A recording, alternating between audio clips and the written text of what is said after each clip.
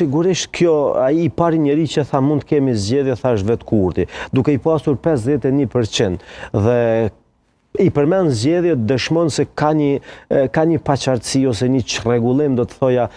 tek Kurti, dhe kjo habit, sepse ka vende kur i ka qeverinë ekzekutivin, të gjitha institucionet dhe kreu i shtetit i lihet opozitës. Ta zëm kemi pasur kur në Shqipëri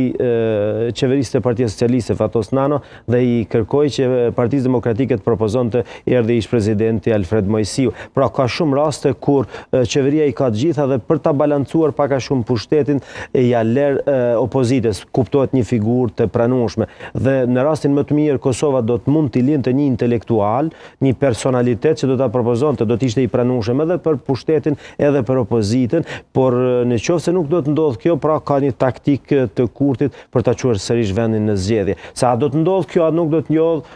ne nuk mund të parashikojmë, sepse po e përsëris për të satën herë, Kurti është i paparashikueshëm veprimet e tij politike, por ajo që dihet deri më tani dhe është e sigurt, është marrëveshja e zotimeve që e ka bërë Kurti me Vučićin, është shumë kundër Kosovës, është në dëm të Kosovës dhe